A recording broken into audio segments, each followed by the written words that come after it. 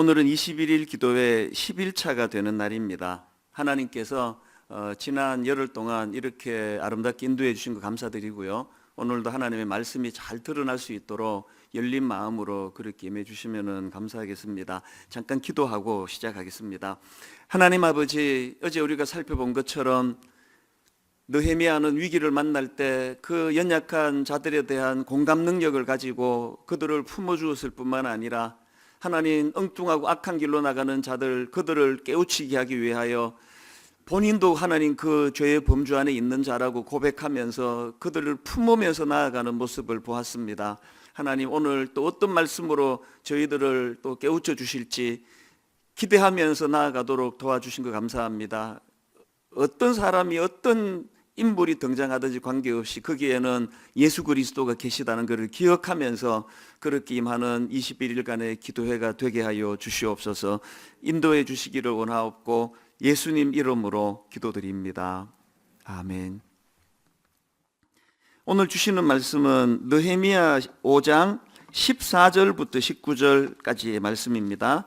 느헤미야 5장 14절부터 19절까지 말씀은 구약 732페이지에 있습니다.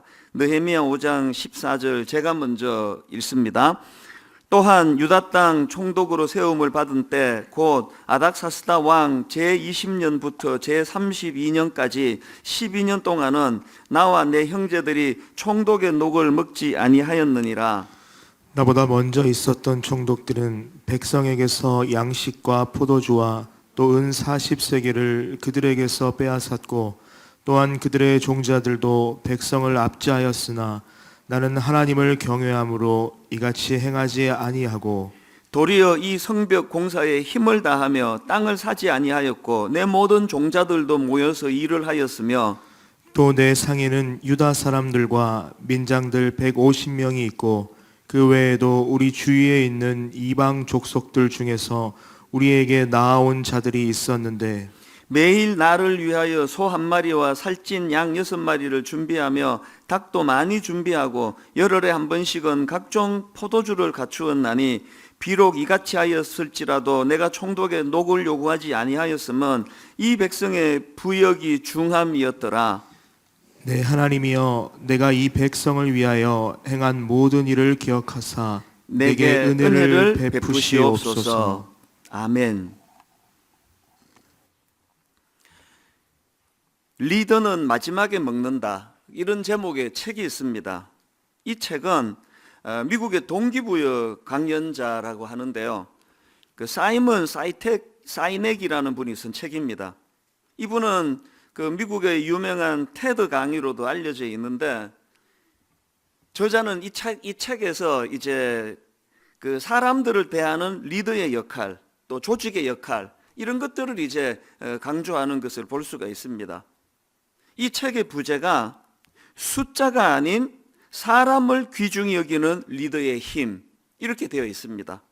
여러분, 그 책 제목이 리더는 마지막에 먹는다, 뭐 이렇게 잡은 거나, 부제가 숫자가 아닌 사람을 귀중히 여기는 리더의 힘, 이렇게 그 제목과 부제를 잡은 거를 보면은 이 책에서 저자가 뭘 말하고 싶은지 뭐 벌써 딱 짐작이 가는 거 아닙니까?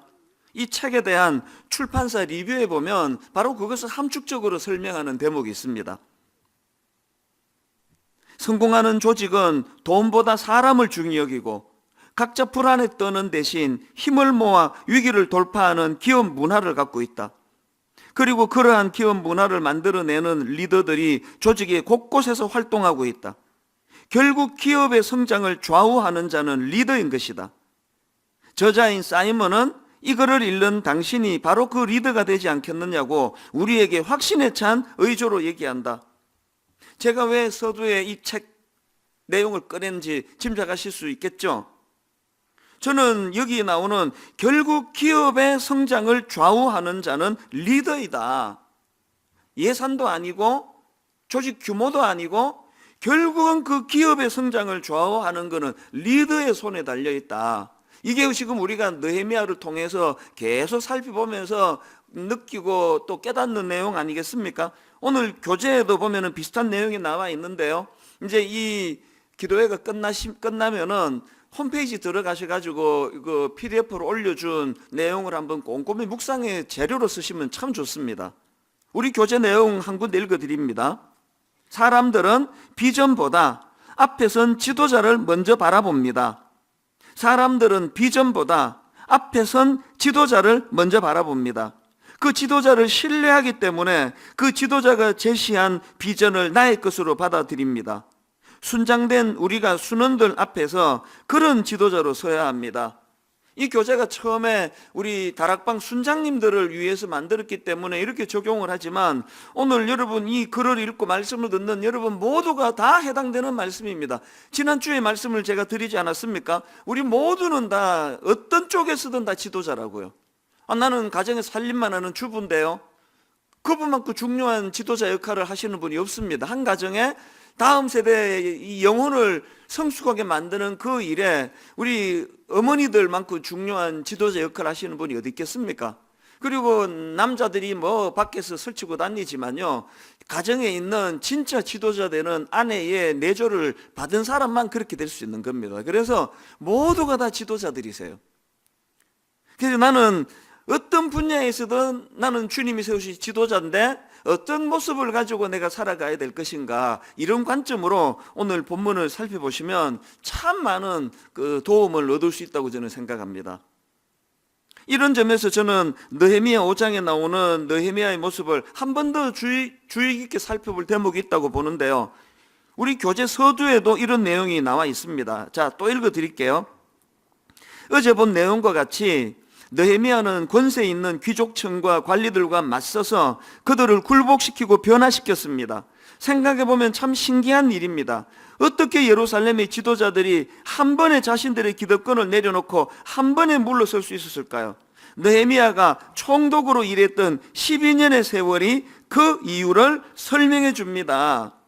그러니까 여기서 지금 강조하는 게 뭡니까? 느헤미야가 그 사람들에게 함께 책임지려는 마음이라는 화법으로 다가간 것도 감동을 시켰지만 그것보다도 훨씬 깊은 뿌리는 어디서 나와 있느냐? 12년이라는 긴 세월 동안에 느헤미야가 보여주었던 그 모습과 태도에서 벌써 말에 힘이 있다는 겁니다. 이 설득력입니다. 제가 어디 부흥회를 나가거나 또 말씀 집회로 어디 뭐 지방에 다녀오거나 미국 집회 가는 거 너무너무 쉬워요. 그분들은 저를 잘 모르시기 때문에 마음껏 설교할 수 있습니다. 진짜 어려운 건 분당 우리교회 강단이라는 걸 뼈저리게 느낍니다. 왜? 우리 성도님들은 제가 어떤 중심을 가지고 무슨 목표를 가지고 어떤 생각의 깊이를 가지고 목회해 왔는지 지난 18년, 19년의 목회 과정을 다 아시는 분 아닙니까? 그래서 간혹 이렇게 설교를 해보면은요, 타교회 분들이 은혜 받는데 우리 교회 성도들이 은혜를 못 받는 대목은 어김없이 자기도 안 되면서 이러는 데서 다 문제가 생기는 거예요. 저는 우리 교회에서 설교할 때가 제일 힘듭니다.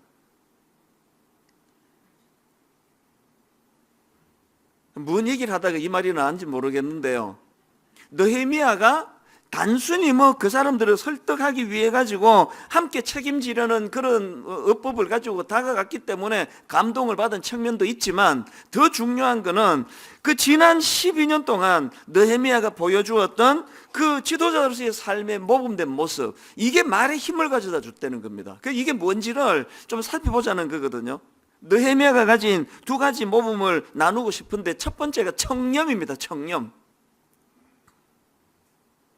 오늘 본문에도 보면은 지금 현 총독인 느헤미야하고 느헤미야 이전의 총독들하고 비교하면서 대조되는 말씀으로 이것이 전개되는 것을 볼 수가 있는데요. 자, 먼저 이전의 총독들은 어떤 자세로 그런 지도자 노릇을 했느냐? 이게 15절에 나와 있습니다.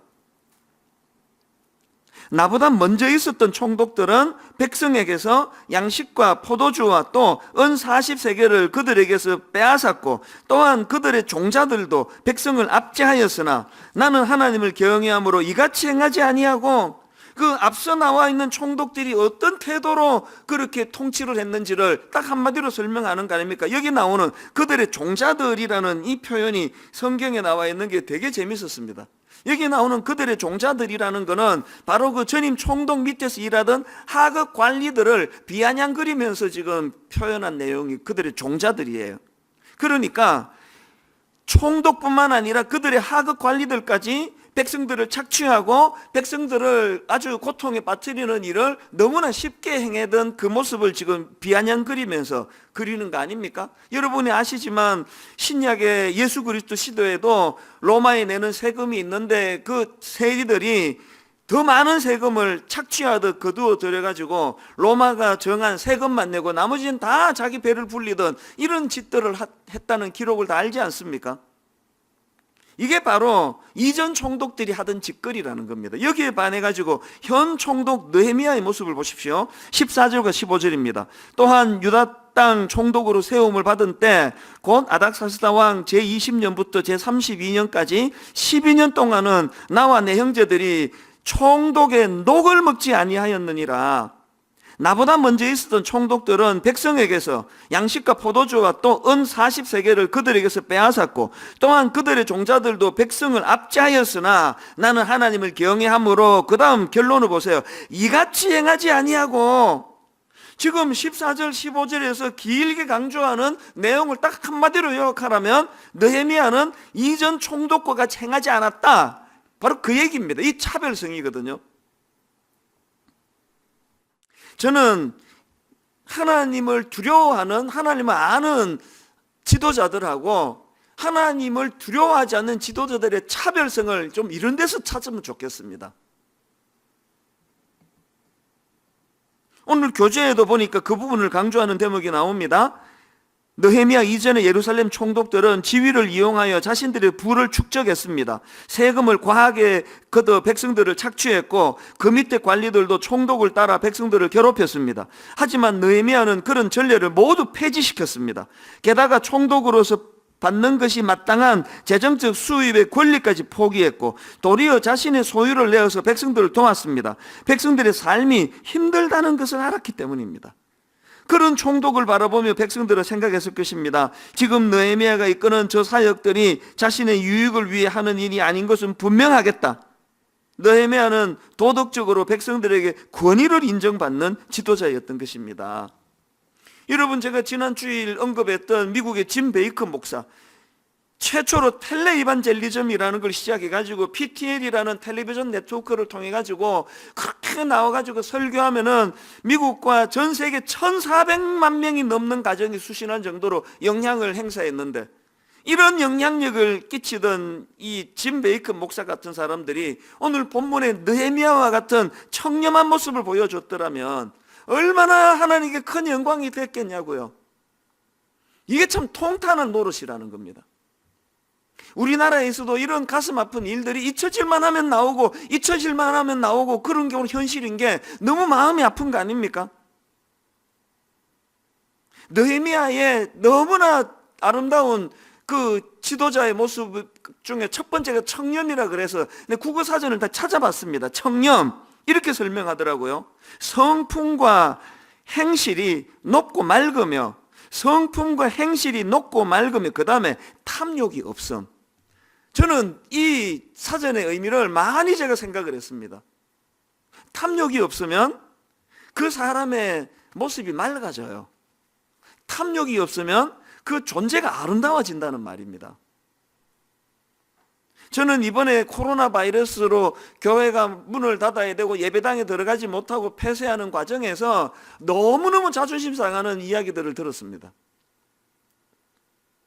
비아냥거리는 말들이 교회가 왜 이렇게 위험한데도 교회 문을 못 닫는지 아느냐, 돈 때문이다, 헌금 걷어야 되니까 그런 거다, 말도 안 되는 그 악플을 제가 보면서 정말 자존심 상하는 게, 이런 글이 하나 올라오면 수많은 글들이 미친 소리 하지 마라, 교회가 그런 데 아니다, 어디다 대고 그런 소리를 하느냐고 이래야 되는데 너무나 많은 글들이 거기에 동조를 하는 겁니다. 물론 뭐 악플 하나하나에 마음 쓸 필요는 없습니다만, 그러나 저는 거기에서 하나님이 우리에게 주시는 메시지를 찾아야 된다고 생각합니다. 교회는 아름다운 곳이 돼야 돼요. 그 교회의 수종들은 우리 목회자나 우리 지도자들, 장로님, 권사님, 안수집사님들이 아름다워야, 그 존재가 아름다워야 돼요. 그 존재가 아름다우려면 청렴해야 되는 거 아닙니까? 청렴의 뜻이 그렇다잖아요. 성품과 행실이 높고 맑으며, 오늘 비록 제가 뭐 말씀의 능력은 좀 떨어진다 하더라도 막 설교하면은 막 사람들이 막 계속 졸고 이런다 하더라도 그 설교자인 저의 모습이 맑고 아름답다면은 거기에 메시지가 담겨 있을 수 있는 거 아닙니까?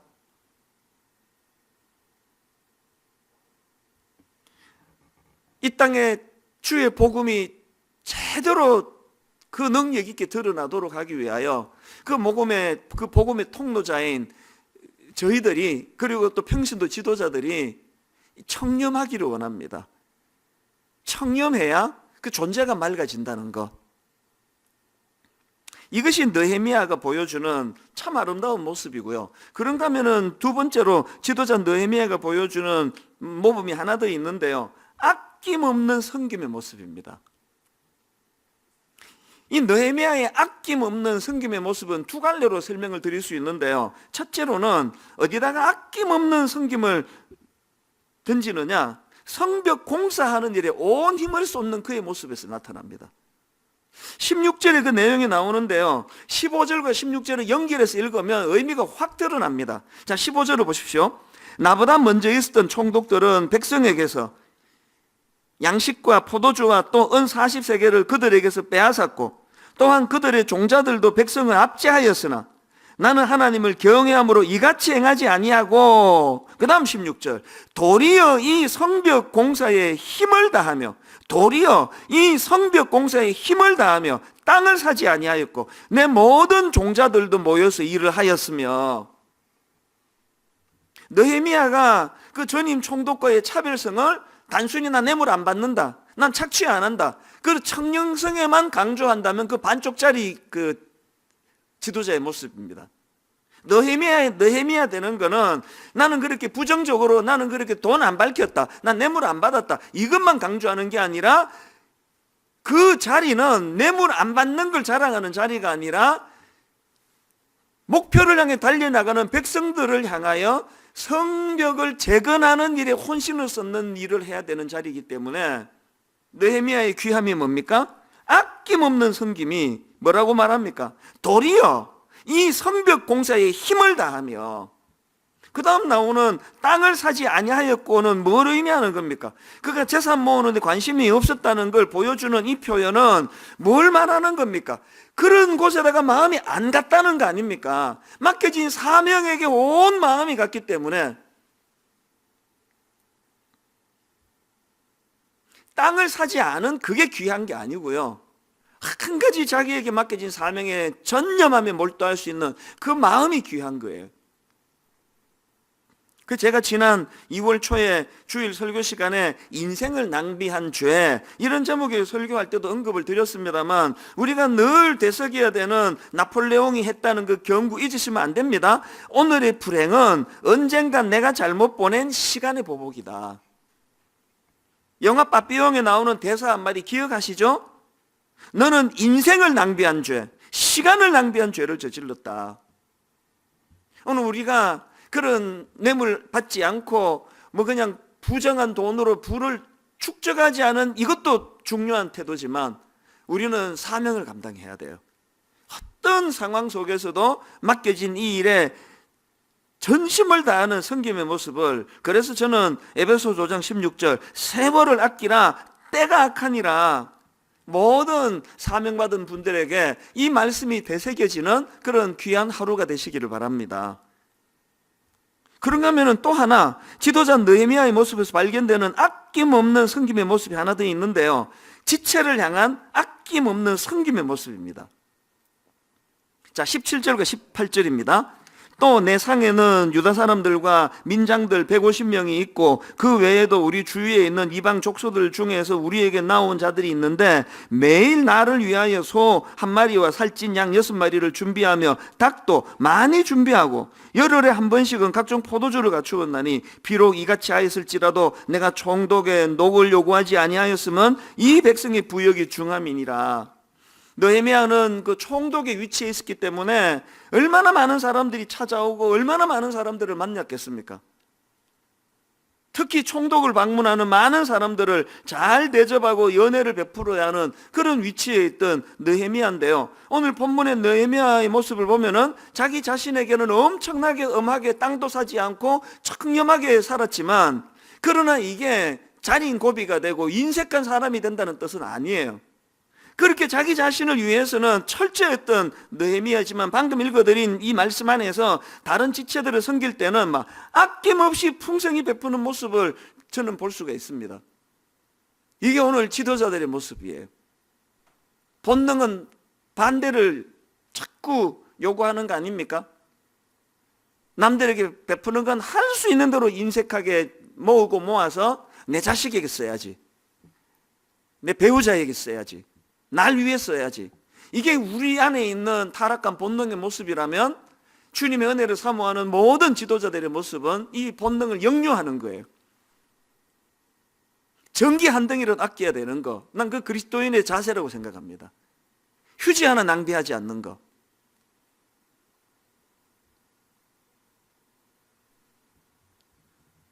내가 10,000원으로 할 수 있는 자격이 충분하다 할지라도 8,000원으로 줄이고, 그렇게 자기의 인색하면서 자기를 다스려 가면서, 그러나 또 주의 나라를 위해서 쓸 때나 이웃을 섬길 때나 베풀 때는 느헤미야에게서 이 풍성이, 지체를 향한 아낌없는 섬김의 모습, 이걸 배워야 되는 거 아니겠습니까? 제가 지난 주일날에도 말씀을 드렸습니다만, 코로나 바이러스 성금이 그 주일 당시로 11억 원 이상이 들어왔다는 그 보고를 받고 제가 우리 담당 교육자들에게 무슨 이야기를 한지 아십니까? 금액이 크다고, 돈이 헤프다고 생각하면 안 된다. 너무나 고마운 많은 사람들이 정성을 다했다는 뜻이지, 돈의 가치가 그만큼 떨어진다 생각하면 큰일이다. 당신이 이런 데 한번 애를 써본 적 있지 않느냐. 그 단돈 얼마를 우리가 낸다 할지라도 거기에 온 마음이 들어가 있다. 그리고 또 저는 항상 그런 생각을 해요. 이런 일에, 선한 일에 좀 헌신하자 할 때 넉넉하고 잘 사는 분들도 이런 일에 많이 동참을 하시지만요, 이번에 제가 주목하는 건요, 이번에 이런 놀라운 헌금이 나온 헌금 건수예요. 9천 몇백 건이에요. 9천 몇백여 명의 분들이 십시일반해가지고 이런 일들을 했다는 건 바로 느헤미야가 가졌던 지체를 향한 아낌없는 섬김의 모습을 보여주는 거 아닙니까? 꼭 그 물질의 문제만이 아닙니다. 우리가 회복해야 될 복음의 정신은 내게는 인색하고, 주를 위하여 이웃을 위하여는 인색하지 않게 베푸는 마음, 이게 누구라서 뭐 잘 되겠습니까? 그래서 싸워야 돼요. 끊임없이 싸워 나가면서 그렇게 지도자의 모습을 느헤미야에게 배워야 되는데요, 이 두 가지 느헤미야가 보여준 귀한 모습, 이거 참 아름다운데, 그런데 저는 오늘 이제 결론적으로 여러분께 드리고 싶은 진짜 중요한 이야기는 지금부터예요. 이렇게 느헤미야가 오늘 그 제목처럼 삶으로 모범을 보이는 지도자로 인정받는 영광을 누리기까지 그가 보여준 두 가지 이 모습이 너무나 아름답지만요, 진짜 중요한 건 뭐냐? 느헤미야가 앞에 그 총독들과의 차별성을 느끼게 하는 15절을 다시 한번 보십시오. 그런데 나보다 먼저 총독을 지낸 이들은 백성에게 힘겨운 세금을 물리고 양식과 포도주와 그 밖에 하루에 은 40세겔을 백성에게서 거두어 들였다. 총독들 밑에 있는 사람들도 백성을 착취하였다. 그러나 나는 하나님이 두려워서도 그렇게 하지 않았다. 아까는 제가 그렇게 하지 않았다에 내가 초점을 뒀지만요, 이 구절에서 진짜 초점을 둬야 되는 그 앞에 나오는 나는 하나님이 두려워서도예요. 이게 오늘 우리가 놓치면 안 되는 가장 중요한 포인트입니다. 하나님이 두려워서예요. 이전 총독과 같은 그런 변질된 태도를 보이지 않을 수 있었던 느헤미야의 가장 중요한 동력, 나는 하나님이 두려웠다는 거예요. 여러분 아시는 창세기 39장에 그 어린 요셉이 애굽으로 팔려가가지고 그 주인 보디바를 위해 충성하는 과정에서 그 주인의 아내의 성적인 유혹을 받는 내용이 나오지 않습니까? 그 과정에서 여러분 주목해야 될 한 대목이 있다는 거 아시죠? 유혹을 받고 있는데요, 자, 창세기 39장 7절입니다. 그 후에 그 주인의 처가 요셉에게 눈짓하다가 동침하기를 청하니 그랬더니 8절, 요셉이 거절하며 자기 주인의 처에게 이르되 나의 주인이 가중 재반 소유를 간섭지 아니하고 다 내 손에 위임하였으니, 그 다음 9절에서 제가 강조 포인트 2개를 넣어드렸는데 잘 보십시오. 이렇게 이야기합니다. 요셉이 이 집에는 나보다 큰 이가 없으며 주인이, 맡긴 사람이 누굽니까? 주인이 아무것도 내게 금하지 아니하였어도 금한 것은 당신뿐이니 당신은 자기 아내임이라 그런즉 내가 어찌 큰 악을 행하여 주인님께 득죄하리이까. 틀리게 읽은 거 여러분 아시죠? 이게 느헤미야의 정신. 맡긴 분은 자기 주인이라고 고백을 하는데 이 요셉이 두려워하는 건 하나님이에요. 만약에 이 요셉이 그 주인만 두려워했다면 그날 성적인 죄에 지었을 거예요. 왜? 안 들키면 되니까.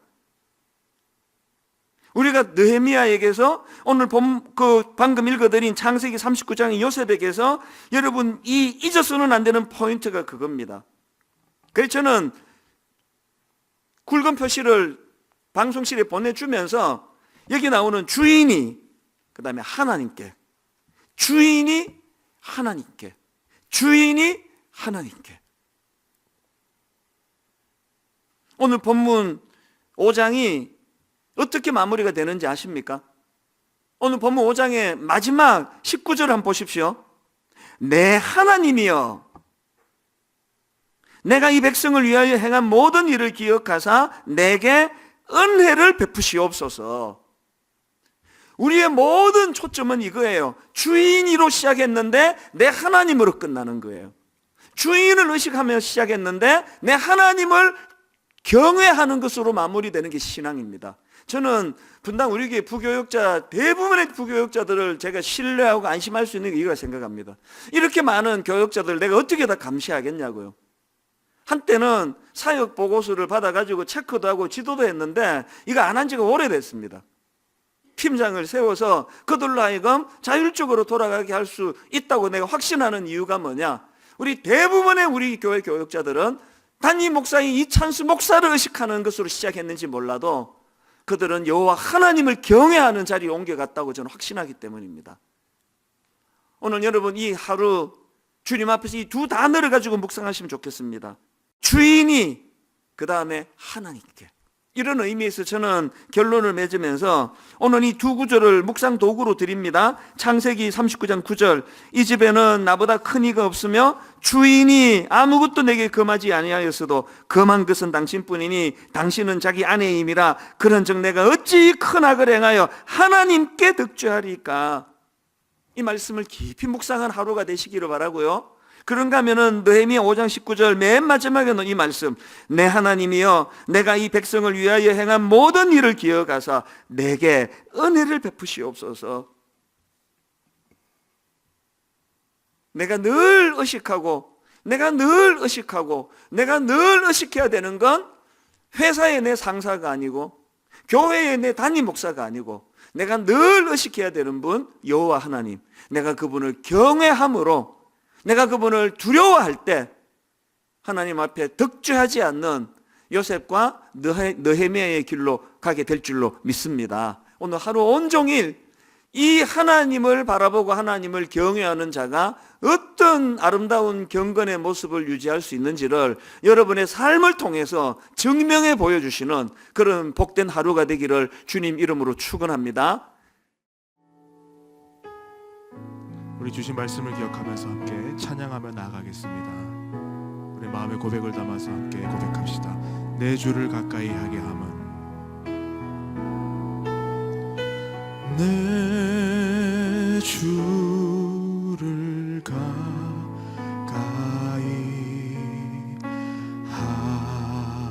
하게 함은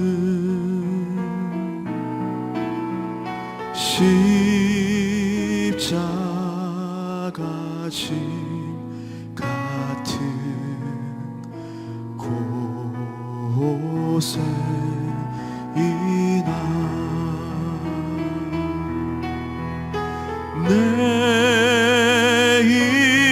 일생 소원을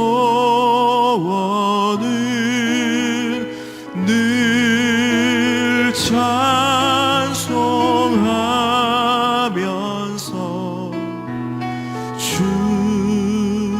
주께 떠나가기 원합니다. 우리 함께 찬양합시다. 내 고생하는 것, 내 고생하는 것, 옛 야곱이 돌베개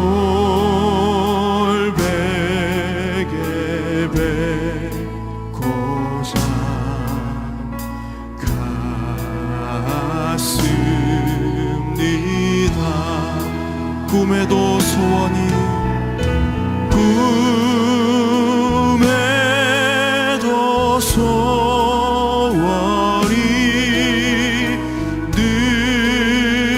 찬송하면서 주께 떠나가기.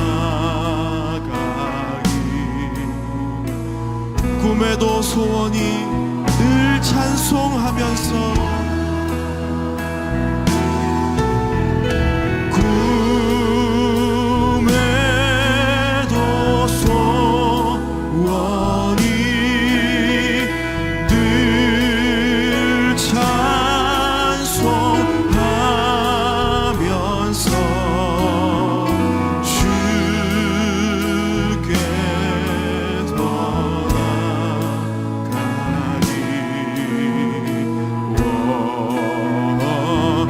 목소리 높여서 천성에 가는 길 험할지라도 천성에 가는 길 험하여도 생명길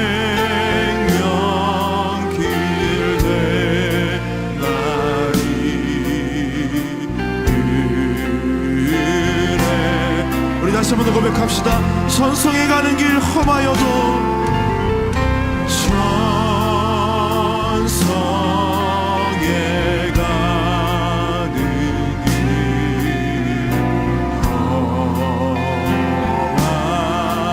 험하여도 생명길 되나니 생명길